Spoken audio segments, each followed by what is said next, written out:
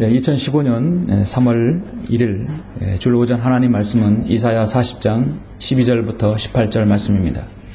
이사야 40장 12절부터 18절 말씀입니다.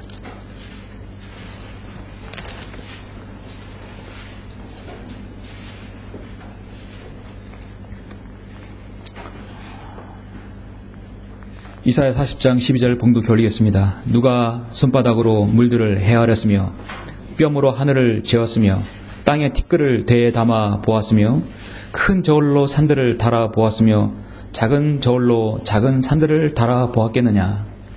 누가 주의 영을 재어 보았으며 그의 상담자가 되어 그를 가르쳤겠느냐.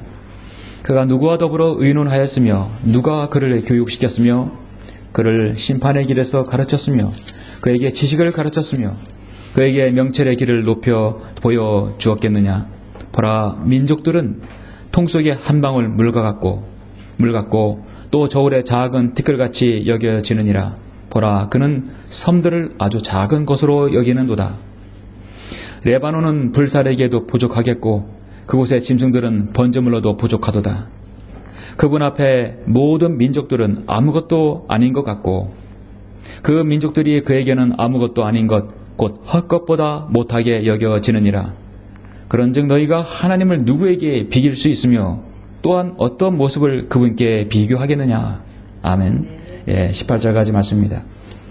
오늘 위대하신 말씀을 위해서 잠시 기도드리겠습니다. 전지전능하시고 위대하신 아버지 하나님, 감사를 드립니다. 주님의 그 존귀하시고 위대하신 성호를 다시 한번 찬양드립니다. 예수 그리스도의 피로 보혈로 구원받은 사랑하는 성도들, 이렇게 불러주셔서 영과 진리로 경배드릴 수 있도록 최상의 순종으로 하나님께 보복할 수 있도록 인도하심을 감사합니다. 하나님께서 가장 존귀히 여기고 하나님께서 가장 기뻐하시는 사람이 누구입니까? 자신의 말씀을 존중하며 자신의 피로 보혈로 구원받은 사랑하는 성도들이 경배드리는 바로 이 모습입니다. 주님께서 보석같이 여기는 이 귀한 지체들 주님 이 시간 축복해 주시고 오늘 말씀을 통하여 다시 한번 하나님의 전능하심의 손길에 우리 자신을 의탁하며 또 우리 가정을 의탁하며 이 교회를 의탁하며 이 민족을 하나님께 이겨오는 아버지는 그런 아버지는 시작이 또 그런 마음의 다짐이 될 수 있도록 인도하여 주십시오. 이 세상은 지금 하나님을 대적하며 마귀의 수하로서 마귀가 원하는 모든 것들을 다 하고 있습니다. 주님께서 가까이 오실 이때 이 세상의 모든 제도와 이 세상의 모든 제국의 흥망서쇠를 하나님께서 주관하셔서 이제 하루속히 주님께서 재림하셔서 이 땅을 통치하실 그날을 우리는 기다리고 있습니다. 그러기까지 우리가 주님의 이름을 선포하며 예수 그리스도의 복음을 전파하며 또 하나님께서 우리에게 부과하신 사역들을 잘 감당할 수 있도록 주님 인도하여 주십시오. 하나님의 전지전능한 손길에 이 교회와 가정과 여기 있는 모든 성도를 의탁합니다. 주님께서 오늘 설교를 통하여서 다시 한번 하나님께 우리 자신을 보복하며 전능하신 하나님을 찬양하는 귀한 시간 될 수 있도록 인도하여 주시길 원합니다. 주 예수 그리스도 이름으로 기도드렸습니다. 아멘. 오늘 오전 설교 제목은 물속의 한 방울, 통 속의 한 방울 물 같은 민족들이라는 제목으로 설교하고자 합니다. 다시 한 말씀은 통 속의 한 방울 물 같은 민족들이란 제목입니다. 이사야 40장 15절에 말씀하고 있죠. 보라, 민족들은 통 속에 한 방울 물 같고 또 저울의 작은 티끌같이 여겨지느니라. 보라, 그는 섬들을 아주 작은 것으로 여기는도다. 저는 오늘 이 세상의 모든 나라와 민족들은 통 속에 한 방울 물 같다는 이런 성경 말씀을 들어서 설교하고자 합니다. 통 속에 한 방울 물 같은 민족들. 하나님께서는 한 민족, 아무리 훌륭한 제국이라 할지라도 하나님께서 마음먹으시면 땅바닥에 흩어버릴 수 있고 공중에 날려서 그대로 추승기로 보낼 수 있는 것입니다. 여러분, 오늘은 어떤 날인지 아십니까? 여러분이 잘 아시다시피 3.1절입니다. 3.1절이 월요일이나 화요일이었으면 여러분 휴일을 가졌을 텐데 오늘은 주일이라 공휴일과 겹쳐죠. 일명 3.1운동, 3.1 만세운동이라고 하는 이날은 일제강점기에 있었던 우리 민족이 일제 침략과 지배에 항거하여 1919년 3월 1일 독립을 선언하고 비폭력 만세운동을 시작한 사건입니다. 기미독립운동이라고도 불립니다. 약 3개월가량의 시위가 발생했는데 조선을 장악했던 조속 총독부는 강경하게 이 3.1 운동을 진압을 했었죠. 조선 총독부의 공식 기록에 의하면 집회 인원 수는 약 전국에 106만 명에 이르고 이때 사망한 사람이 약 7,500명이 이 3.1 만세운동으로 인해서 죽었습니다. 구속된 사람은 4만 7천 명에 이르렀습니다. 그 당시에 1919년 우리나라 전 국민의 6.3%가 시위에 참여한 것이죠. 1946년 3월 1일 날 제27회 기념식을 기초로 해서 국가 경축을 위해서 국경일을 삼았습니다.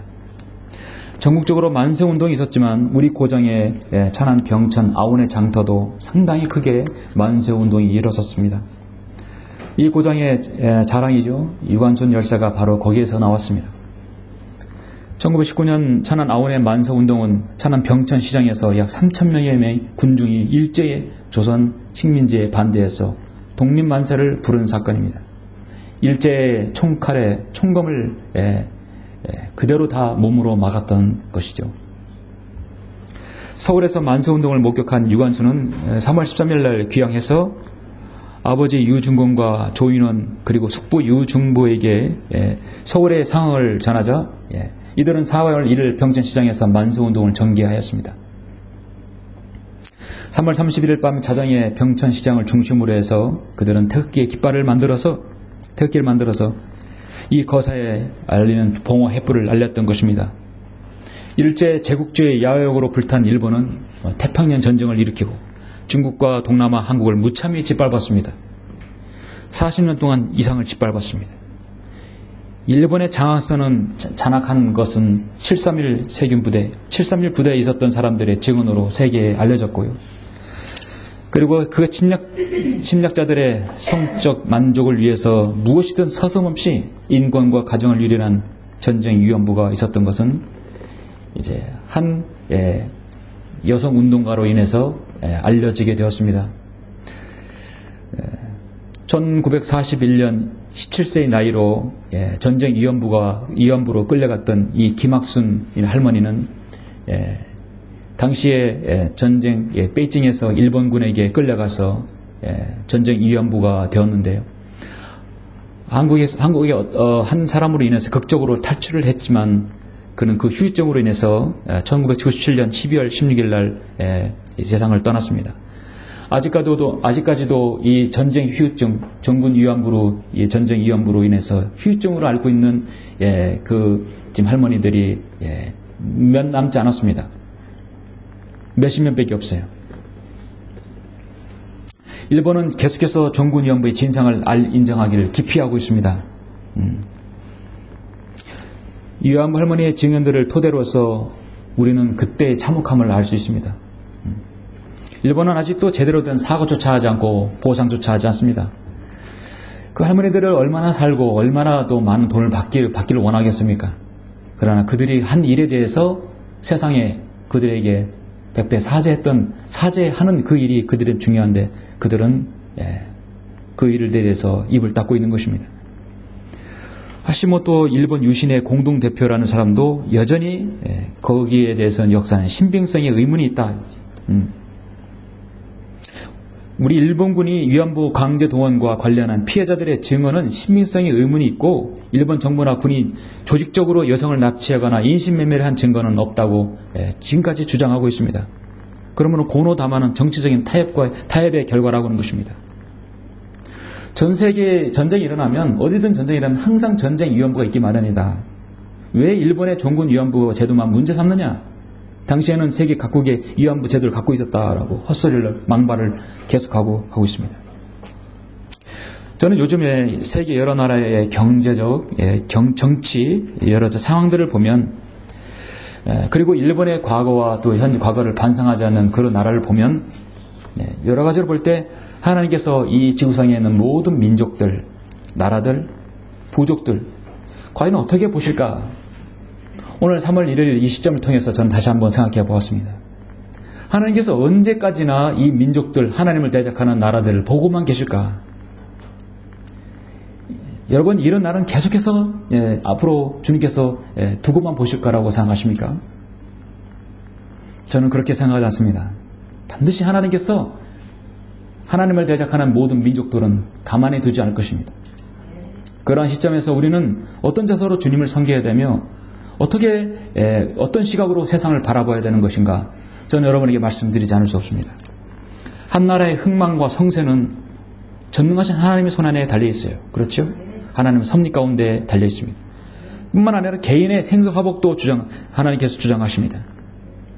하나님의 은혜가, 하나님의 자비가 그 개인에게, 가정에게, 국가와 민족에게 떠나버리면 멸망하게 된다는 사실을 세상은 알아야 합니다. 우리는 느헤미야가 자신의 조국을 잃었을 때, 포로로 잡혀갔을 때 나라를 위해 눈물을 흘리며 기도하는 것을 여러분 느헤미야서를 알 수 있습니다. 볼 수 있습니다. 나라와 민족을 위해서 눈물을 흘리는 에스더의 눈물, 기도의 눈물을 볼 수 있습니다. 성경으로 믿는 그리스도인은 자신의 조국과 민족을 사랑하는 애국자이어야 합니다. 일제 독립운동 했을 때나 6.25 남침 전쟁이 일어났을 때 많은 그리스도인, 많은 주님을 믿고 섬기는 자들이 대부분 애국자였어요. 왜 그래서 충절의 고장이라고 충남이라고, 충절의 고장 충남이라고 말합니까? 가장 많은 독립운동가를 배출했고 거기에 많은 그리스도인이 있었어요.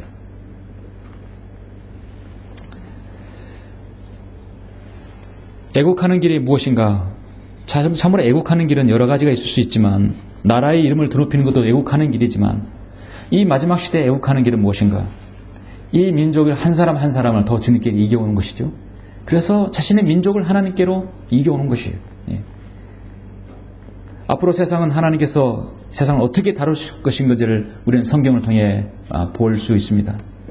오늘 오전에 저는 정말 오늘 말씀대로 통 속에 한 방울 물 같은 그런 민족들을 하나님께서 어떻게 보시는가, 그 대표적으로 몇몇 민족을 여러분에게 제가 말씀을 드리고자 하는 것입니다. 방금 제가 읽었던 본문 이사야 40장은 하나님께서 지금 이 세상을 어떻게 다루시고 보시고 있는가에 대해 준엄한 하나님의 준엄하신 말씀입니다. 설교 제목처럼 통 속에 한 방울 물 같은 민족, 하나님께서는 민족을 통 속에 한 방울 물같이 보신다는 것입니다. 이 우주는, 은하계에는 1000억 개의 별들이 있고 전 우주에는 1000억 개의 은하가 있다고 하는 것이, 한 개의 은하계의 1000억 개의 별 중에 작은 먼지조차도 보이지 않는 작은 알갱이 같은 이 태양계, 지구는 하나님께서 정말 여러분 지구공 속에 먼지보다 더 작게 보일 것이에요. 그 지구 안에 수많은 민족들이 지금 얽히고 설켜서 전쟁을 하고 하나님을 대적하고 있는 것입니다. 이 세상, 이 은하계 어디에도 하나님께서 만든 피조물은 오직 이 지구상밖에 없어요. 다른 곳에 있다면, 그곳에 또 구주가 필요하다면 우리 주님을 보냈을 거예요. 그러나 그런 기록은 성경에 없습니다. 통 속에 한 방울 물 같지도 않는 그런 민족을 위해서, 그 민족을 구원하시기 위해서, 거기에 있는 한 개인을 구원하시기 위해서 하나님께서 위대한 구원 계획을 세워놓으셨다는 것은 그와 같은 파격적인 역사는 없던 것입니다. 정말 하나님께서 얼마나 사랑하시는지를 알 수 있습니다. 인간의 헛된 경영, 전쟁, 경제, 정치, 그 어떤 문화와 예술 모두 다 하나님을 대적하는 것이라면 하나님께서는 무가치하게 여기신다는 것입니다.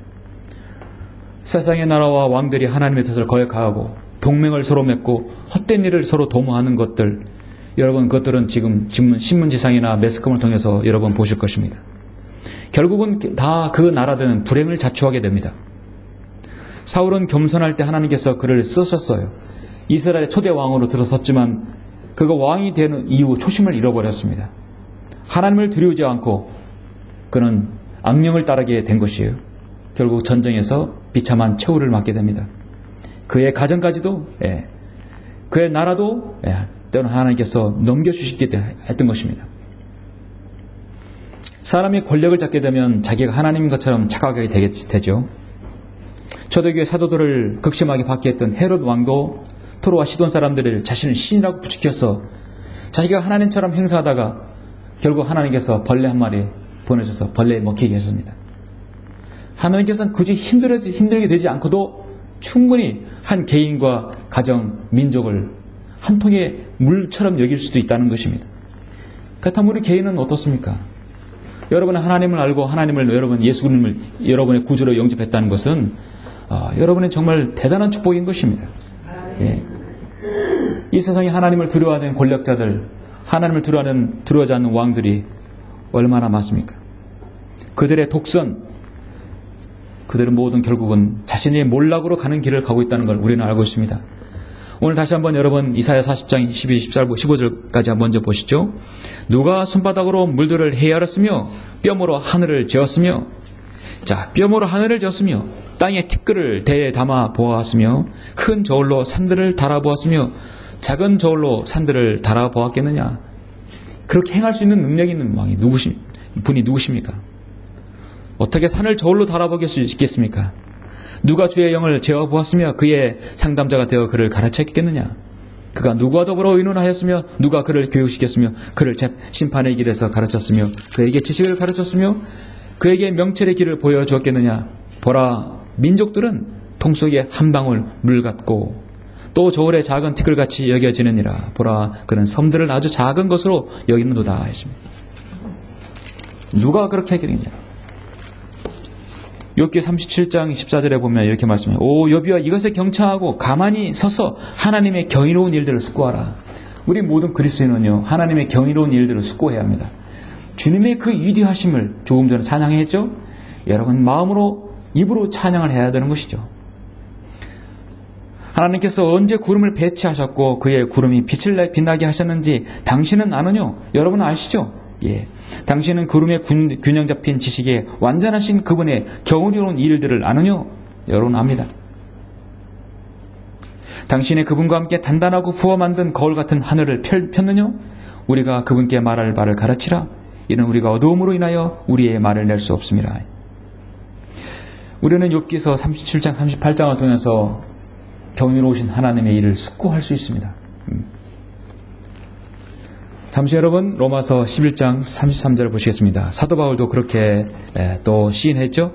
여러분 로마서 11장 33절에 보시면 오 깊도다 하나님의 지혜와 지식에 부유하며, 하나님의 지혜와 지식에 부유하며 그분의 심판을 어찌 헤아리며 그분의 지나간 길을 어찌 찾아내려. 누가 주의 생각을 알았느냐? 누가 그분의 의논자가 되었느냐? 누가 먼저 그분께 들여서 되돌려 받겠느냐? 누가? 이스라엘 백성이 그렇게 하기를 원했어요. 이사야를 통해서 그렇게 하기를 원했어요. 그래서 지금 로마서 3입장인 90, 11장 마지막 말미에서 누가 주의 생각을 알았느냐? 이는 만물이 그분께로부터 나와 그분을 통하여 그분께 돌아감이라. 영광이 그분께 영원히 있으리로다. 아멘. 전지전능하신 하나님의 일에 숙고하게 되면, 그러므로 형제들아 내가 하나님의 모든 자비하심으로 너에게 권고하노니 너희 몸을 하나님께서 기뻐하시는 거룩한 산제물을 드리라. 이것이 너희가 드릴 합당한 예배니라. 여러분이 오늘 이 시간 영과 진리로 경배드리고 하나님의 전능하신 그 위대하심을 찬양하는 것은요, 가장 하나님께서 기쁘게 보시는 거예요. 가장 가치 있게 여기는 바로 이 장소인 것입니다.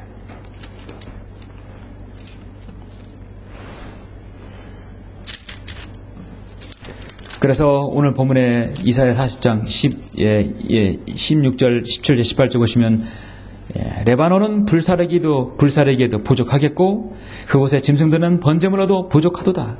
그건 앞에 모든 민족들은 아무것도 아닌 것 같고 그 민족들이 그에게는 아무것도 아닌 것 곧 헛것보다 못하게 여겨지느니라.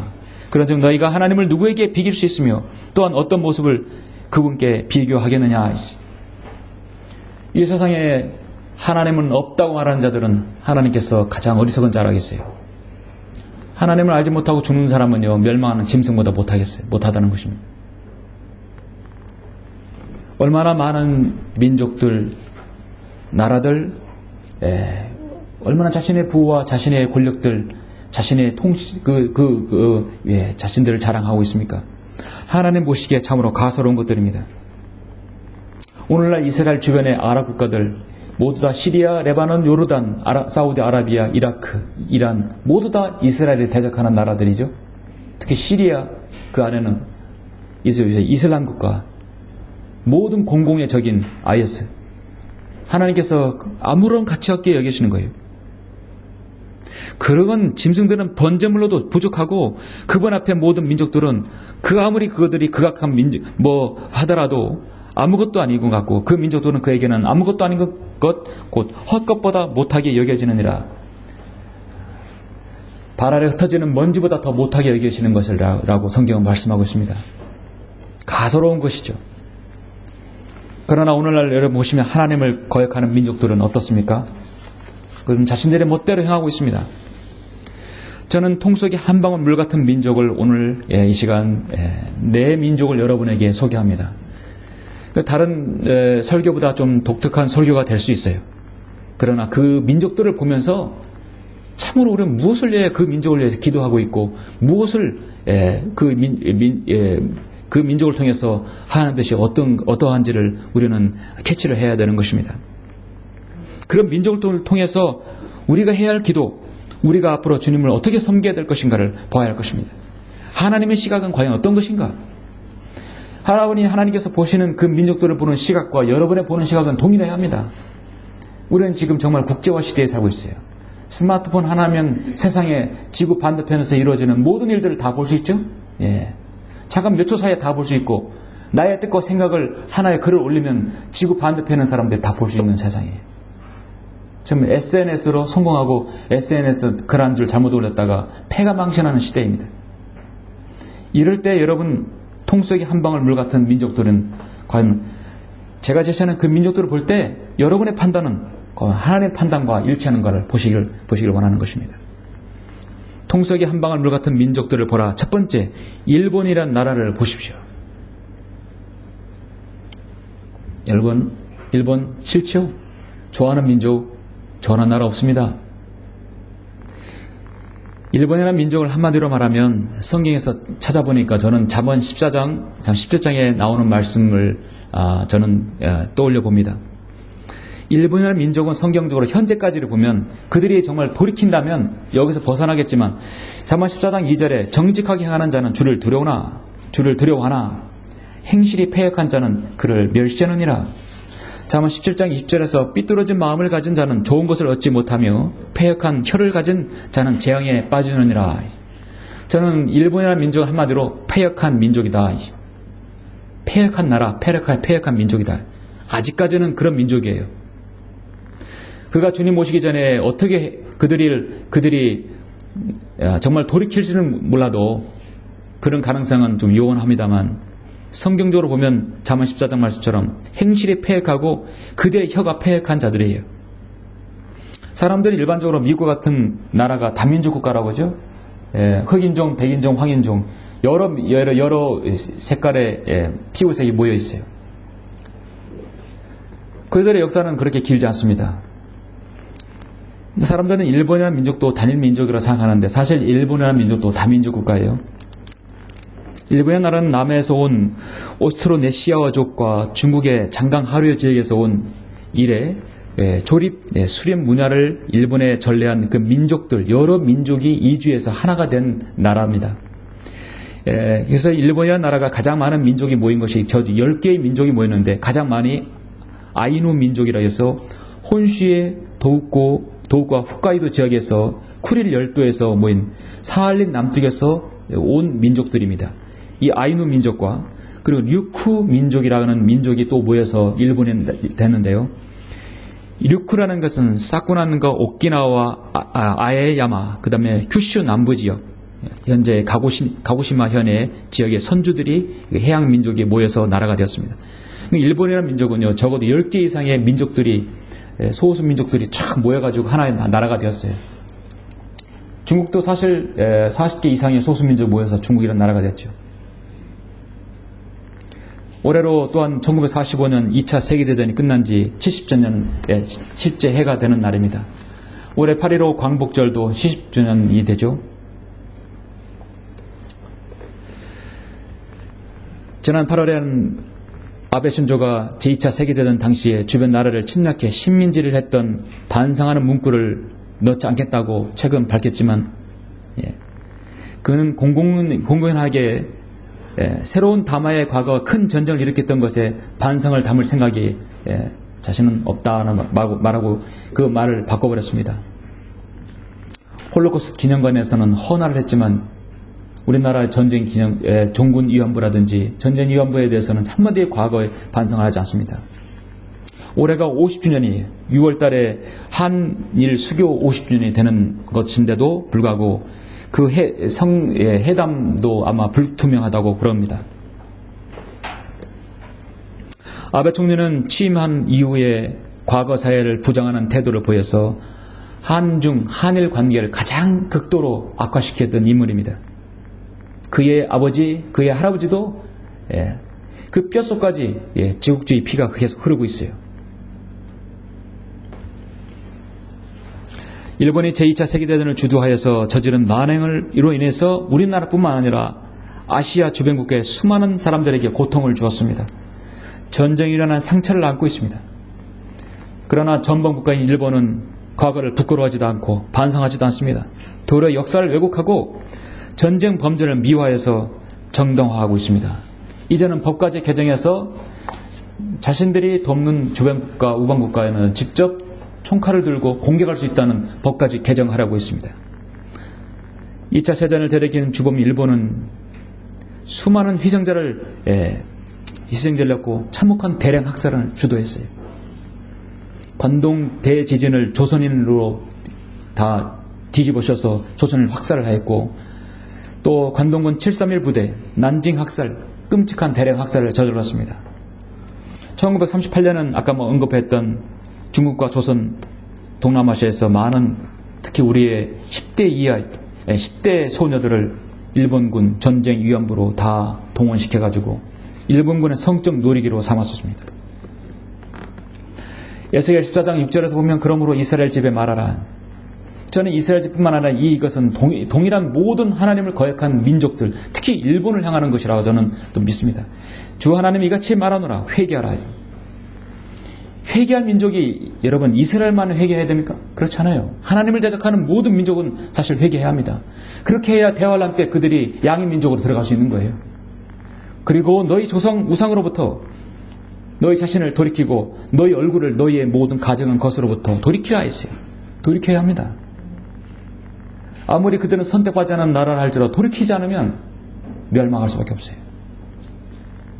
저는 일본의 민족을 생각해보면 저도 마찬가지입니다. 한국에 피가 흐르기 때문에 치가 떨려요. 왜 한 세기가 지나도록 일본은 과거를 반성하지 않는 것인가? 일본은 왜 독일과 같이 과거를 사과하지 않고 왜 거기에다 보상하지 않는 것인가? 저는 생각하고 기도하고 또 생각해 봅니다. 여러 가지 문헌들을 보면서 한 가지 제가 하나 깨닫게 된 것이 있어요. 그들은 그런 이유가 문화에서 차이가 난다는 것이에요.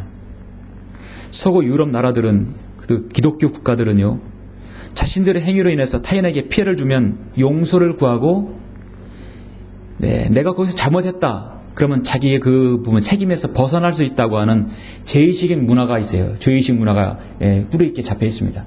잘못했어서 내가 시인한다. 잘못했다. 미안하다. 용서해달라. 그러면 그 사과를 받은 사람은 그래 내 용서해 주겠다. 그럼 서로 거기서 자유로워진 거예요. 거기에 대해서 피해를 보상하겠다 그러면 보상하면 거기서 자유로운 거예요. 죄의식 문화예요. 죄를 시인하면 용서받는 거예요. 문화예요. 성경적인 거예요. 그렇죠? 내가 죄인입니다. 하나님께 자백하고 고백하면 하나님 용서해 주시는 거예요. 일본은 그런 문화가 돼 있지 않아요. 일본은 문화가 한마디로 수치심의 문화입니다. 자신들의 잘못을 인정하는 순간 자신은 엄청나게 부족한 존재가 되어버리는 겁니다. 일본에는 자신의 조상들이 역사를 잘못 직시하고 그들의 역사를 잘못 인정하는 순간 깊은 수치심을 느끼게 됩니다. 그리고 엄청나게 부족한 존재가 되고 만다는 그 수치심의 문화가 강하게 작용하고 있는 것을 알 수 있습니다. 그 수치심을 면하기 위해서 스스로 책임을 지게 되는 거예요. 그걸 가지고 있는, 그걸 뿌리 있게 같이 사상을 가지고 있어요. 일명 사무라이 정신이 뭐예요? 잘못했으면 스스로 책임을 져야 되는 거예요.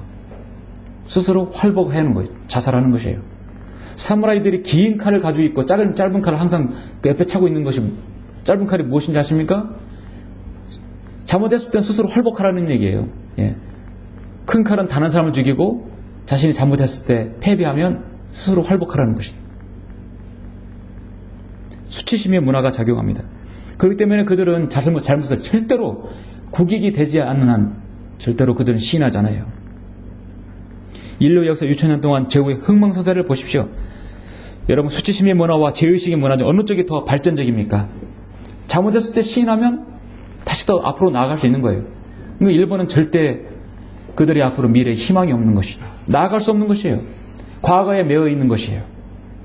아직까지 그들의 잠수함이나 그들은 공공연하게 여러 국제 체육 경기라도 보면은 일장기, 그들은 태양기를 들고 나오는 것입니다. 과거에 얽매이고 과거의 지국지의 사상을 가지고 있는 것이에요. 일본과 독일의 과거는 모든 인간의 본성에 숨어있는 모든 광기를 다 보여줬어요. 히틀러를 통해서 보았고 우리는 히로히토 일바 천황을 통해서 보았습니다. 독일은 지금도 전쟁에 대한 반성의 책임을 메르켈 총리가 계속해서 반성하고 보상을 하고 있어요. 그리고 전범을 찾아서 공소시효를 없애가지고 죽을 때까지 찾는 거예요. 찾아서 반드시 재판을 넘기는 겁니다. 그러나 일본은 그렇지 않습니다. 잘못된 역사로부터 돌이키는 것은 자기 비하가 아니라 그건 축복의 길이고 전진할 수 있는 길인데요. 일본은 그를 마다하고 있는 것입니다. 여러분은 지난 2011년 일본 동북지역의 10승 강진 진도 8.9점에 가까운 강진과 쓰나미를 여러분 보셨을 것입니다. 일본 열대 절도 전체가 큰 충격과 절망에 빠져들었을 때 우리들은 인도주의 차원에서 가서 도와주고 그들을 지원해줬어요. 과거를 생각하면 가야 할 필요가 없는 것이죠. 그러나 그들도 생명이 있기 때문에 그래도 안 됐잖아요. 인도 참여해서 도와줬습니다. 그렇다도 그건 별개라는 거예요. 미국, 중국에 이어서 지금 제3위 경제 대국에 있습니다. 21세기 첨단 기술의 선도를 하고 있어요. 잘 조직된 질서 정연한 사회, 친절의 상정인 일본인들이지만 지진과 쓰나미 앞에서 무기력한 모습을 여러 번 보았을 것입니다. 하나님께서 진노를 한번 바라시면 땅을 흔들어 버리든지 쓰나미를 일어나게 하든지 아니면 다른 방법을 하나님께서 하실 것입니다. 후지산을 폭발시키든지 다시는 이 땅에서 일어나지 못하도록 하나님께서 하나님의 방법으로 분명히 하실 것이에요. 그것이 대환란 때 일어나든 아니면 이 땅에 우리가 사는 동안 일어나면 우리는 알 수 없어요. 그러나 과거를 반성하지 않는 일본은 이 우상숭배로 일관하고 하나님을 대적하고 자신들의 과거를 반성하지 않는 일본은 하나님께서 가만히 두지 않을 것입니다. 가깝고도 먼 나라 일본이 이웃 나라라고죠. 우리는 이 불쌍한 일본 민족을 위해서 무엇을 해야 합니까? 답은 바로 복음입니다. 한 사람이라도 일본인이라도 그 민족적으로는 이겨올 수 없지만 한 사람이라도 복음을 전해야 되는 것이죠. 근데 가장 복음 전하기 힘든 나라 중에 하나가 또 일본이죠. 그래서 저는 주님의 뜻이면 우리 전도지 6종 만들고 이제 다국어 전도지를 하나 만들어 갑니다. 그래서 영어, 중국어, 일어 3개국으로 만든 전도지를 주님 뜻이면 조만간에 이제 그걸 착수를 하려고 합니다. 복음을 들어야 되죠. 그렇죠? 그 국가와 그 지도자들이 그렇게 반성하지 않는다 한다면 개인이라도 복음을 듣고 구원을 받아야 합니다. 그리고 우리 교포사회도 지금 많이 가 있죠. 이 마지막 시대 정말 일본인들 불쌍한 민족들 우리는 참으로 주님께로 이겨올 수 있도록 어떻게든 우리는 그들을 위해서 기도할 필요가 있습니다. 주 하나님이 말하노라 회개하라 그리고 너희의 모든 범죄들부터 돌이키라 그리하면 죄악이 너희의 패망이 되지 아니하리라. 에스겔 18장 30절에서 분명히 말씀하고 있습니다. 돌이키라 하지. 돌이키려고 회개하라 하지. 그렇지 않으면 시편 9편 17절 말씀처럼 악인은 지옥으로 돌려질 것이요 하나님을 잊어버린 모든 민족들도 그러하리라. 이 말이 그들에게 실현될 것입니다. 그렇지 않으면 실현될 것입니다. 통 속에 한 방울 물 같은 민족들을 보라. 두 번째, 여러분 미국과 이스라엘을 보십시오. 저는 왜 두 번째 미국과 이스라엘을 했냐? 공통점이 뭡니까? 이들은 공통점이 배교한 민족이라는 얘기예요. 배교해버렸어요. 배교가 뭡니까? 하나님께 바로 섰었는데 돌아서 버리는 걸 배교라는 거예요. 우리나라는 배교한 민족이라고는 사실 맞질 않아요. 하나님께 바로 서본 적이 없어요. 140년은 기독교 역사라다? 그렇지 않았습니다. 미국과 일본은 배교한 민족입니다. 그들이야말로 돌이켜야 되는 것이죠. 우리 이 말씀은 여러분 잠시 시편 2편을 잠깐 보시겠습니다. 2편 1절로 9절 보시면 어찌하여 이방이 분노하며 백성들이 헛된 일을 꾀하는가? 땅의 왕들이 나서고 치리자들이 서로 의논하여 주와 그의 기름 부음 받은 일을 대적하여 말하기를 우리가 그들의 결박을 끊고 그들의 멍에를 벗어버리자 하는도다. 하늘들에 앉으신 분이 웃으실 것이요 주께서 그들을 조롱하시리로다. 그때 그가 진노 가운데 그들에게 말씀하시고 심히 불쾌하여 그들에게 화내시기를 내가 나의 거룩한 산 시온에 위에 내 왕을 세워도다 하시리라. 내가 칙령을 선포하리라. 주께서 내게 말씀하시기를 너는 내 아들이라. 오늘 내가 너를 낳았노라. 내게 구하라. 그러면 내가 너에게 이방을 내 유업으로 땅의 맨 끝을 내 소유로 주리라.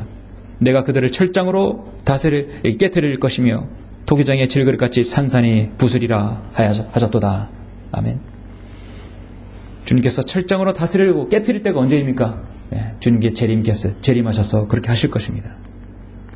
미국 워싱턴에 가면 국회의사당인데 거기에는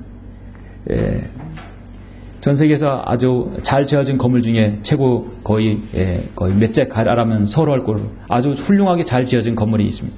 국회의사당 멋있게 졌죠. 이 건물의 맨 윗부분에 돔 형태로 되어 있는데 그 돔 안에는 구석구석이 이렇게 기도실로 만들어졌다고 합니다.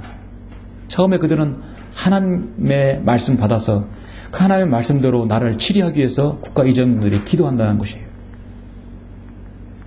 주님을 묵상하고 말씀을 묵상하며 또 기도한다는 것입니다. 점점 기도하는 이종자들이 지도자들이 사라졌어요. 지금은 몇 명이 이제 그리스도인이 있지만은 기도하는 이정자가 사라졌어요. 1901년 킹제임스 성경을 버려버리고 아메리칸 스탠다드 버전을 만들어냈고 NIV를 만들어내서 지금까지 성경 230권 이상을 병기된 성경을 만들어냈어요. 1901년부터 지금까지 약 6개월에 한 권씩 성경을 찍어내는 것이 한 그리스도인이 성경을 택할 때 킹제임스 성경을 받을 수 있는 확률이 230분의 1이에요. 그건 누군가 또 NIV 전해주면 최고로 지겠죠? 학교에서 성경을 치워버렸고 동성연애를 합법화했습니다. 성경은 어디서 보느냐? 감옥에서 봐라. 감옥에서는 교도소에서는 성경을 보라고 하는 것이. 성경에 학교에서는 죄짓고 마음대로 해서 망나니가 돼가지고 마귀짓 하다가 감옥에 가서 성경 보라 이거죠. 얼마나 이율배반적입니까? 학교에서 먼저 성경을 봐야 되죠. 그렇죠? 서울 크리스천 학교가 왜 그렇게 하나님께서 귀하게 보시는 겁니까? 학교에서 성경을 가르치기 때문에 그렇게 보십니다. 그럼 나중에 감옥 가지 않는 얘기예요. 이 땅의 최고의 민족은 하나님 앞에 기도하는 지도자가 있을 때 가능한 것입니다. 그렇게 기도하고 하나님 말씀을 존중하는 민족은 하나님께서 해가 지지 않는 민족으로 하나님께서 높이 세우실 것이에요. 영국이 그렇게 하지 않았습니까? 그런데 영국도 마찬가지예요. 여기는 이들처럼 기름 부음 받는 이가 바로 누구입니까? 우리 주님, 바로 메시아이신 우리 주 예수 그리스도이십니다. 세상의 모든 왕들, 권력자들 자기 힘으로 믿고 예수님을 거절한다는 것이 대적하실 때 하나님께서는 웃으신다는 것이에요. 우리가 그들의 결박을 끊고 그들의 멍에를 벗어버리자. 아세안 정상회의라든지 무슨 회의 보면 요즘 왕들이 자주 모이죠. 비공개 회의도 모이고 많이 논의하고 자주 모입니다. 그들이 했을 때 모였을 때 우리가 하나님을 이제 잘 섬겨야 되지 않겠느냐? 그런 얘기를 하라고 모였다고 보십니까? 어떻게 하나님을 대적할까? 그들은 모이는 것이. 그들에게는 가장 큰 적수가 저기 바로 하나님인 것입니다. 강화할 만한 핵무기를 만들고 군사적인 동맹을 맺고 기고만장해서 자신들이 하고 싶은 대로 하는 것입니다. 오늘날 미국의 가장 큰 실수 중에 하나가 일본이 일제 태평양 전쟁을 일으켰던 것에 대해서 미국이 묵인한 것은 미국의 가장 큰 죄 중에 죄예요. 그걸 묵인해 버렸어요.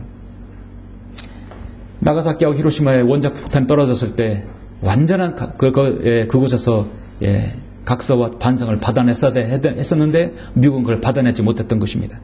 지금은 미국의 가장 큰 우방이 일본이고 일본의 우방이 미국입니다. 사실 우리나라가 아니에요. 일본이 과거를 반성하지 않는 것에 대해서 유일하게 침묵하는 나라가 미국이에요. 미국은 완전히 갔어요.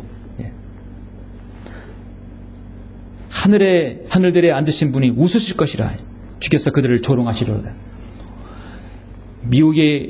지금 하나님을 성경을 변개시키고 마귀를 함으로써 하나님을 조롱할 때 하나님은 이미 그들을 조롱하며 그들의 패망을 하나님께서 보고 계십니다. 하나님께서는 자신이 지금 피조 세계에서 하나님을 섬기라고 했지만 그들끼리 모여서 밥을 만들어서 하나님같이 높아지려고 올라갔을 때 하나님께서 민족들을 흩어버리셨어요. 나라를, 언어를 다르게 해서 흩어버리게 했습니다. 언어를 다르게 흩어버렸기 때문에 흩어진 민족끼리 또 하나님을 대적하는 것이에요.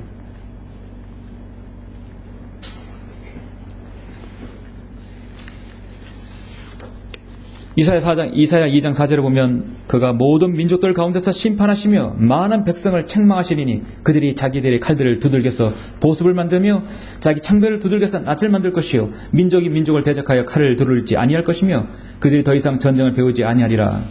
이거 주님께서 재림하셔야만 가능한 거예요. 그러죠? 그런데 유엔이 이걸 실현하겠다는 거예요. 그들이 자기들의 칼들을 두들겨서 보습을 만들고 자기 창대를 두들겨서 낫을 만들고 전쟁 무기를 없애자. 우리가 평화를 짓자. 그렇지만 오히려 더 전쟁 무기는 더 증가되고 있는 것입니다. 북한은 이제 핵무기 보유 국가가 됐어요. 육자회대라는 이런 쓸데없는 것을 만들어서 사람들을 우롱하고 국가들을 우롱해서 육자회담은 완전히 인간적인 쇼입니다. 결국 북한이 그것을 핵무기를 만들어서 소형 핵탄두로 만들어서 지금 미국과 우리나라를 위협하고 있는 것입니다. 미국 뉴욕에 있는 유엔 빌딩의 소유 이사야의 벽에 쓰여진 말씀이 이사야 2장 4절 바로 이 말씀을 기록해 놨다고 하죠. 제가 확인해 보지 못했지만 그렇게 거기 쓰여있다고 합니다. 국제적인 연합을 해서 하나님을 대적하는 걸 누가 주도했는가? 바로 미국이 주도했죠. 1948년 12월 24일 날 국제연합을 미국이 만들었어요. 지금 회원국이 193개국입니다. 그것도 그 최고 수장이 바로 이 나라 코리안이에요. 반기문 씨가 사무총장입니다. 반기문이 사무총장이 되어서 유엔 평화를 위해서 어떤 일을 했다고 여러분 생각하십니까? 그의 치적은 아무것도 없어요. 하나 있었어요. 지난번에 음성에 장례장 갔을 때 반기문로 도로 이름이 요새 도로명이 바뀌었잖아요. 주소가 이름이 반기문로더라고요. 반기문로 도로 하나 만들어낸 거예요. 도로 만들었어요. 총장이 되어서 총장 배출한 이 고장이 돼서 반기문로 만들더라고요. 이봉주가 마라톤 우승해서 저기 직사는 이봉주로 도를 만들었어요. 정말 도로 만들려면 유관순로를 만들어야 돼요. 그렇죠? 병천에다가 유관순로를 만들어야 돼요. 이집트, 리비아, 예멘 많은 지역적인 전쟁들 교착상태에 빠졌지만 해결할 수 없었어요. 시리아는 수만 명의 정민을 죽이고 난민을 만들어내고도 교착 상태에 빠지고 해결할 수 없었습니다. 이라크, 아프가니스탄, 탈레반 거점을 더 공고히 하게 만들어버렸어요. 유엔이 해결한 건 아무것도 없습니다. 지금 제2의 탈레 빈 라덴이라고 불리우는 이슬람 국가 IS가 세계에서 난동을 부릴 때 유엔이 한 게 뭐가 있습니까? 아무것도 할 수 없었어요. 논평 하나 내는 거 전부입니다. 왜냐하면 사탄이 유엔을 관장하고 있기 때문이에요. 그래서 유엔 사무총장은 꼭두각시예요. 사탄의 꼭두각시인 것입니다. 인간연합, 국가연합, 교회연합은요 하나님을 대적하는 짓인 것입니다. 하나님을 모독하고 모욕하고 그들은 예수님께서 철장으로 다스릴 때 반드시 그들은 심판받을 것입니다. 이 말씀도 시편 9절 10절 말씀대로 악인은 지옥으로 들어갈 것이요 하나님을 잊어버린 모든 민족들도 그러하리라. 잠언 1장 23절에 주님은 지금도 말씀하십니다. 나의 책망을 듣고 돌이키라. 보라, 내가 내 영을 너희에게 부어 너희에게 나의 말들을 알게 하리라 하시. 미국에 지각이 있고 성경에는 그리스도인은 미국은 이미 끝났다고 생각하는 것이. 역한 목사님도 그렇게 말씀하고 글을 쓰지 않았습니까? 자, 여러분, 미국이 가장 미국이 가장 우방이라고 하고 이스라엘 우방은 이스라엘을 보십시오. 이스라엘은 여러분, 제가 그 지금 설명하지 않아도 성경 전체를 들어서 이스라엘 민족을 하나님께 어떻게 다루시는가를 여러분 아실 것입니다. 이스라엘 민족은 정말 초이슨 국가예요. 선택받은 국가예요. 정말 하나님께서 선민사상을 가지고 계세요. 그들은 선민사상을 가지고 있어요. 창세기 12장에서 15장에서 20장에서 계속해서 약속한 그 언약과 약속은 지금도 불변합니다. 여전히 그들은 하나님께로부터 보호받는 백성들이고 선택받은 백성들이에요. 내가 주 너희 하나님의 음성에 열심히 경청하고 내가 오늘 내게 명령하는 그분의 모든 계명들을 지켜 행하면 주 너희 하나님께서 너를 땅의 모든 민족들보다 높게 세워주겠다고 분명히 신명기 28장에서 약속해 주셨어요. 그러나 그들은 죄로부터 돌이키지 않았습니다. 하나님을 버렸어요. 그래서 하나님께서 그들을 버렸습니다. 철저히 디아스포라와 홀로코스트를 당했어요. 그들은 AD 70년에 뿔뿔이 흐려졌고, 그리고 2차 대전 때 뿔뿔이 흩어졌어요. 그리고 하나님께서 지금 그들을 모이게 해주십니다.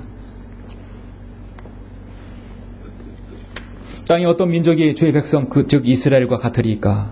하나님께서는 가셔서 자기들을 위한 백성으로 그들을 구속하시어 그의 이름을 내셨으며 주의 땅을 위하여 또 이틀로부터 민족들과 그들의 신으로부터 주께서 구속하신 주의 백성 앞에서 주와 주의 백성을 위하여 위대하고 두려운 일들을 행하셨나이다.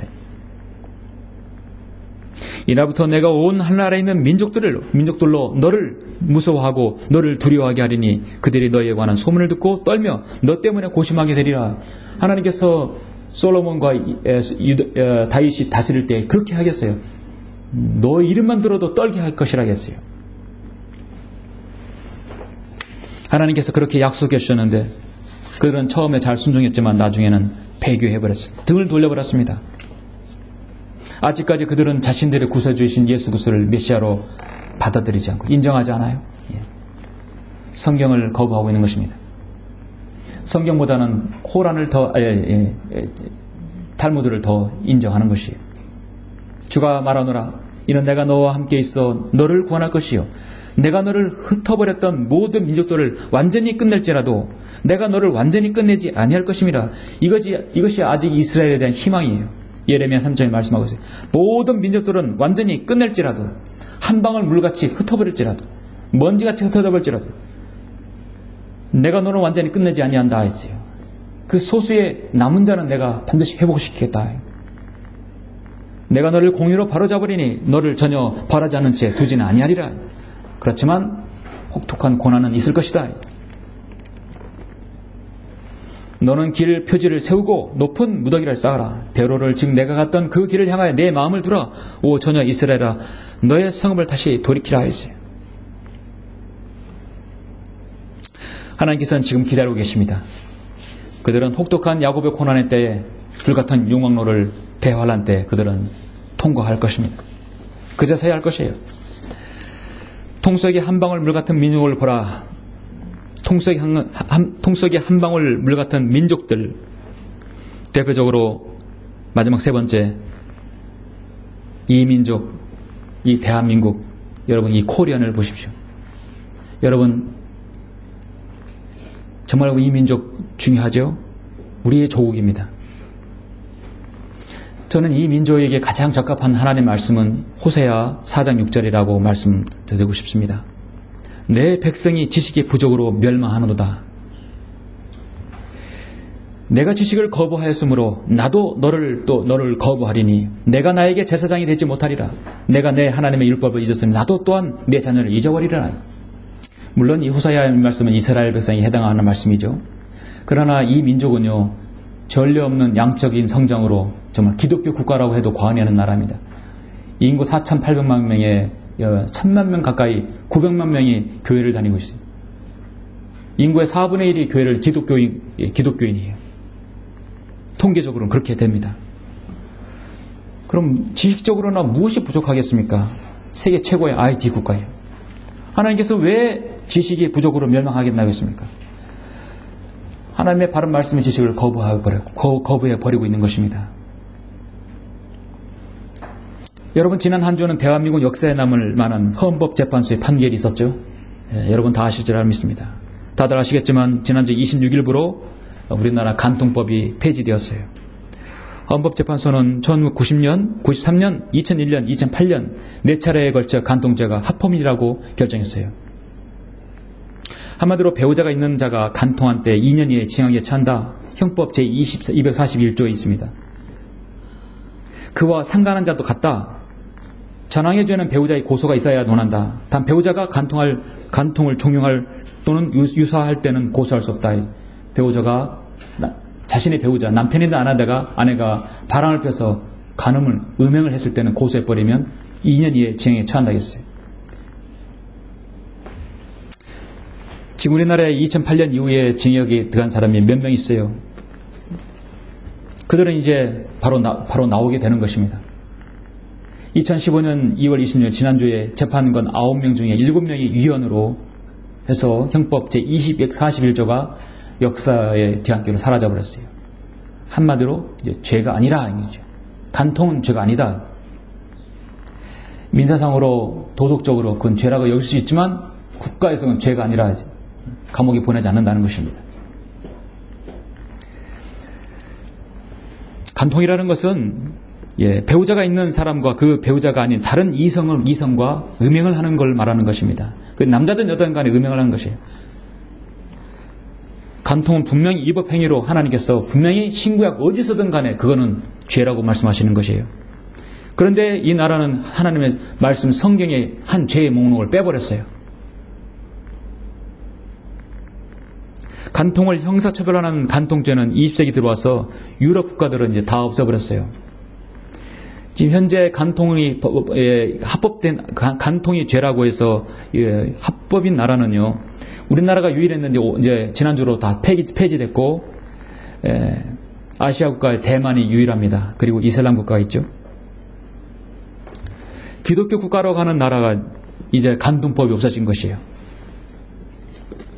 일본은 이미 1947년 폐망한 2년 뒤에 이미 10월 26일 날 이 간통죄를 폐지했어요. 얼마나 막 가는 나라가 된지 여러분 아시겠죠? 이미 그것이 50년이 넘었어요. 간통죄 폐지에 반대한 헌법재판관이 2명이 있었는데 9명 중에 한 사람은 여성재판관이 이정민이라는 사람이고 한 사람은 모든 사람 앞에 독실한 크리스찬이라고 알려진 보수 성향의 안창호라는 사람이에요.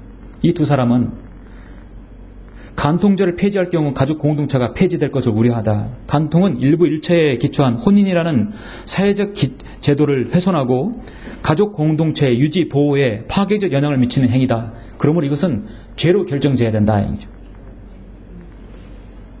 개인의 성적 자기 결정권 보호 영역에 포함되지 않는다. 성도덕의 의식이 하향화되고 우리 사회에 성도덕 문란을 초래할 수 있기 때문에 그건 죄로 다스려야 된다는 것이에요. 저도 그렇게 생각합니다. 그런데 오늘은 세상이 바뀌었어요. 이 나라가 지금 점점점 마귀의 수하로 빠져들어가고 있다는 사실이에요. 이 간통죄가 폐지된 이날 이후부터 콘돔 업체가 주가가 계속 오르고 있고 나이트 업소에 성황이 되고 숙박업소가 잘 되고 호텔이 잘 되고 각종 사설 흥신소 신분센터 뒷조사하는 거예요. 남편의 아내가 혹시라도 딴 데 있는가 뒷조사하는 그런 사설업자가 탐정이 생기는 것이에요. 변호사들이 호황을 이루고 휴대폰 보건업체들이 연일 웃음을 짓고 있다고 합니다. 돈 있는 사람들은 더 좋은 세상이 됐어요. 성경은 분명히 죄라고 말씀합니다. 너희가 이것을 알거니와 음행하는 자나 더러운 자나 욕심 많은 자나 곧 우상 숭배하는 자나 누구든지 하나님과 그리스도의 왕국에서 상속받을 것이 없느니라. 땅에 있는 너희 지체를 죽이라. 곧 음행과 부정과 사욕과 악한 세교견의 탐심은 우상 숭배니라. 그러나 두려워하는 자들과 믿지 않은 자들과 가정스러운 자들과 살인하는 자들과 음행하는 자들, 마술하는 자들과 우상 숭배하는 자들과 모든 거짓말하는 자들은 불과 유황이 타는 못에 참여하리니 이것이 둘째 사망이라. 우리나라는 OECD 고정에서 이혼율이 거의 최고 수준입니다. 그 원인이 바로 배우자의 부정행위 때문에 그런 것이죠. 우리 사회의 심각한 문제가 뭡니까? 청소년의 비행, 성적인 문제예요. 전 세계적으로 모든 민족을 그냥 패망케 하는 것이 가장 것이 바로 음행, 간음, 사탄이 마지막으로 쓰는 도구예요. 예. 기독교 국가들에서는 성경을 바꿔버려 병기시켜봄으로써 지식을 완전히 엉터리 교리를 습득하게 만들고, 그렇지 않은 것은 다 간음하고 음행하게 해서 성적으로 문란하게 해서 나라를 패망시키는 것입니다. 한 나라가 지탱하는 데는 4가지 권위가 반드시 있어야 된다고 하는 것입니다. 정치인의 권위. 정치인들은 법을 만드는 사람들이, 국회의원들이, 그렇죠? 법을 만들어서 100년 대계를 만드는 것이에요. 한번 법을 만들어서 그 법이 꾸준히 지속되어서 나라를 발전시키게 하게 하는 것입니다. 교사가 학교에서 권위가 있어야 돼요. 그래야 학생들 제대로 가르칠 수 있어요. 일반적으로 학자들이 말하는 성직자의 권위, 사람들 도덕성을 회복시키게 하는 거예요. 우리 성경론에서 말하자면 성자가 아니라 이 땅에 한국의 기독교를 이끌고 있는 바로 교회를 지도자들이 그 권위가 서야 되는 것입니다. 또 가정에서의 가장의 권위입니다. 그런데 오늘날 우리나라는 정치인들, 교사, 성직자 뿐만 아니라 가정에서의 권위가 다 무너지고 있어요. 이 나라 대한민국, 코리아는 흔들리고 있는 것입니다. 권위의 위기가 오고 있습니다. 가장 신뢰하지 못하는 부류가 바로 여의도에 있는 정치인들이잖아요. 그렇죠? 예. 여러분은 국무총리만 뽑을 때 그 신상이 한번 털리는 거 보셨죠? 예. 아, 저 사람이 저렇게까지 했었는가 몰랐는데, 장관 한번 되고 국무총리 한번 되려면 그 사람 과거의 전적, 그 사람의 자녀들, 재산들, 모든 것이 다 털어버린 거예요. 세상에 털어서 먼지 하는 나는 옷이 어디 있습니까? 완전히 털려도 그래도 하겠다는 것이에요. 그래도 국무총리도 하고 싶고, 그래도 장관 하고 싶은 거예요. 아, 그렇게 자존심 상하면서까지 하고 싶을까? 참 그런 생각이 들어요. 측은할 정도까지. 왜냐하면 명예가 있기 때문에. 어떤 정치인들을 털어보십시오. 신상을 털어보세요. 깨끗한 사람이 어디 있겠습니까? 모두 다 걸리는 것은 병역 문제, 호적 문제,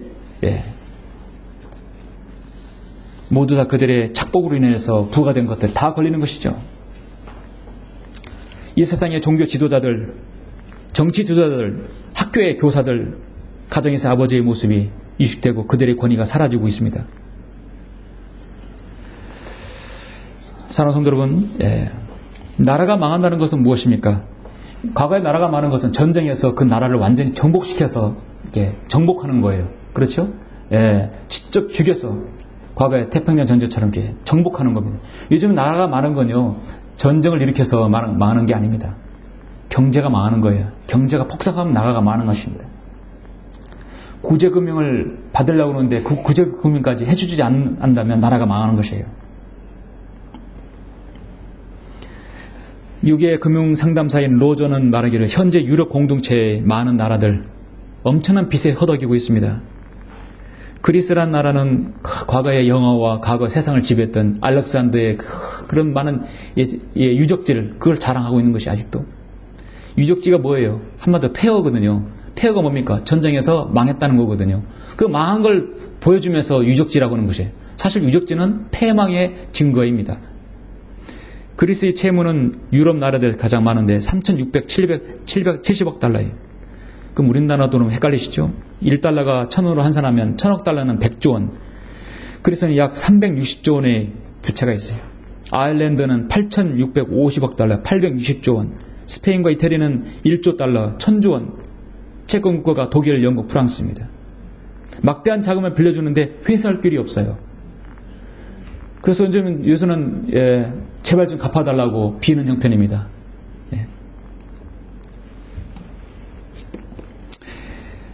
그래서 빌려줄 때는 앉아서 빌려주고 받을 때는 서서 받는다고 하잖아요. 포르투갈, 스페인, 이태리 빚진 달러는 410달러 이상입니다.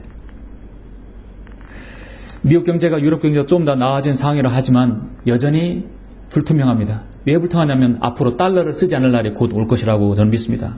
왜냐하면 유럽 경제로 넘어가기 때문이에요. 어떻게 해서 이런 많은 부채들 국가가 앞으로 유럽 경제가 미국에서 유럽으로 이 달러에서 유로화로 넘어가는 점을 알 수는 없지만 그렇게 넘어가는 과정이 분명히 진행할 것입니다. 세계 경제 대국이 미국, 그 다음에 중국, 그 다음에 세 번째 일본이죠.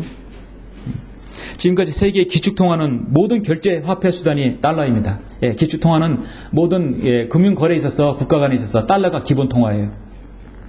저는 2012년 2월 20일에 중국과 일본이 경제 협약을 맺은 게 하나 있는데 그게 뭐냐면 앞으로 상호 교육을 하면서 우리는 달러 쓰지 말자 하는 거죠.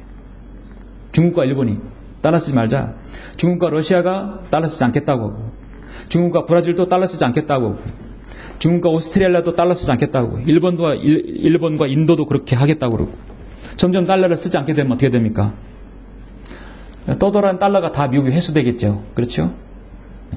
돌려줬다면 다 달러로 회수되고 더 이상 달러를 거래하지 않는다는 것입니다.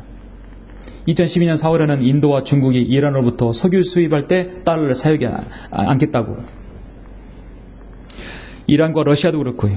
완전 중국을 완전 왕따시켜버리면서 달러 쓰지 않는다면 어떤 사태가 일어날까요? 아프리카의 가장 큰 은행 스탠다드 아프리카 은행도 더 이상 달러를 쓰지 않겠다고 이미 공언했었습니다. 지금 어떤 상태는 모르지만 점점 나라가 국가 간의 기축통화를 달러 쓰지 않으면 분명히 문제가 생길 것입니다. 미국은 앞으로 사상 초유의 사태를 맞을 것이라고 생각합니다. 달러 때문에 그럴 것인지 아니면 다른 사건이 일어날 것인지 엄청난 테러로 인해서 그럴 것인지 잘 모르겠어요. 그러나 미국은 분명히 망하고 있습니다. 하나님을 거절하고 하나님을 버렸기 때문이에요. 사용하지 않은 달러가 미국으로 다시 되돌아왔을 때 엄청난 미국의 인플레이션이 있겠죠. 미국 경제가 망하면 세계 여러 나라의 경제도 도미노처럼 무너질 것이에요. 고래등 싸움에 새우등 터진다고 미국 경제가 망하면 우리나라는 어떻게 되겠습니까? 미국 경제에 의지하고 있는데요. 여러분은 2008년 서브프라임 모기지론 사태 보셨죠? 2013년 양적 완화 사태에서 우리나라의 경제에 미치는 영향을 보셨을 것입니다. 이 서브프라임 모기지론 사태 있을 때 제 사촌 동생이 미국에서 주택 사업을 하고 있었는데 이때 완전히 망해버렸어요. 얼마나 극심한 정신 스트레스인지 이것으로 인해서 결국 죽게 되었어요. 미국의 부채는 미국 재무부에 따르면 지난 24일 날 미국 부채의 국가 부채가 17조 770억 2939,281달러예요. 그리고 56센트라고 합니다. 쉽게 말해서 약 12경 9,426조 원. 상상할 수 없는 조예요. 미국이 망한다면 다른 나라도 덩달아 힘들 것입니다. 한국과 유럽, 동남아 시장들이 아주 요동치겠죠. 지금 우리는 통일되면 통일 대박이라는 말을 지금 너무 서슴없이 말하고 있습니다. 지금 하나님께서 한 민족을 한 방울 물같이 여기실 때 물같이 여기신다면 땅에 떨어뜨리면 흩어버릴 수 있고 공중에 날려서 추중기로 보낼 수 있고 여러분 한 방울 어떻습니까? 주방에서 한 방울 물은 아무것도 않은 일이죠. 주문에 넣었다 빼면 없어지는 게 한 방울 물이에요. 성경은 욥기서 22장 23절에서 말씀합니다. 그는 민족들을 흥성케도 하고 멸망시키기도 하시며 그는 민족들을 확장시키기도 하고 다시 좁히시기도 하는도다. 욥기 12장에서 하나님께서 말씀하시는 거예요. 흥망케 하고 멸망시키기도 하고 확장시키기도 하고 좁히기도 하는 것이다. 그렇습니다. 지금 나라가 어둡고 희망이 보이지 않습니다. 그럴 때 이 나라가 민족이 지탱하는 유일한 근거가 무엇입니까? 성경대로 믿는 소수의 그리스도인의 기도인 것이에요. 그렇죠? 예. 이 민족을 지키는 것은 60만 국군이 아니에요. 해병대가 아니고 공수부대가 아니에요. 주와 미군도 아닙니다. 이 땅에 기도하는 성경대로 믿는 그리스도인의 기도가 필요한 것입니다.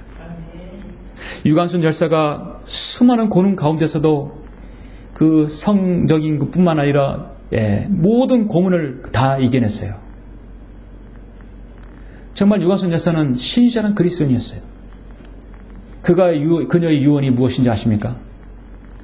그녀 유언은 내 손과 다리가 부러져도 그 고통은 이길 수 있사오나 나라를 잃어버린 그 고통만은 견딜 수 없습니다. 이 나라에 바칠 목숨이 오직 한 개밖에 없는 것이만이 이 소녀의 유일한 슬픔이다. 이 나라를 바칠 수 있는 목숨이 하나밖에 없는 것이 나의 가장 큰 슬픔이다. 여러분 생애에서 이 민족과 이 나라를 위해서 기도하는 것, 믿지 않는 한 민족을 위해서 기도하는 것, 이 땅에 있는 동안 여러분 유일할 수 있는 가치 있는 주님의 일입니다. 그렇죠? 이 역사의 중심에는 예수님께서 지금도 관장하고 계십니다. 하나님께서 관장하고 계세요. 이 주님께서 재림하시면 주님의 통치 영역에 모든 민족이 들어갈 것이에요. 주님 말씀에 순종하지 않는 것은 발바닥에 먼지처럼 흩어버릴 것입니다. 여러분, 미국을 보시고 이스라엘 보시고 일본이라는 민족을 보시고 이 민족을, 우리 나라를 보십시오. 어디에다가 여러분 희망을 줄 수 있겠습니까? 요한계시 15장 4절에 보면 오 주여 누가 주를 두려워하지 아니하며 주의 이름을 영화롭게 하지 아니하리까 오직 주만 거룩하시나이다. 모든 민족들이 주 앞에 나와 경배하리니 이는 주의 심판이 나타났기 때문이다. 요한계시 15장 4절에서 말씀하셨습니다. 이 주님께서 재림하시면 그것이 실현될 것입니다. 우리는 그것을 이미 알고 있기에 우리는 이렇게 일찍 먼저 주님을 알고 이렇게 주님을 영과 진리로 경배드리며 주님을 섬기고 있지 않습니까? 여러분이 알고 있는 가치, 하나님 말씀을 우리로만 아는 것이 아니라 이 말씀을 모르는 민족들, 그리고 이 민족, 이 나라와 또 믿지 않는 사람들에게 여러분이 가지고 있는 진리를 전해야 할 것입니다. 정말 하나님의 두려우심을 깨닫고 주님을 신실하게 섬기시는 여러분 모두가 다 되시길 간절히 바랍니다. 기도하시겠습니다.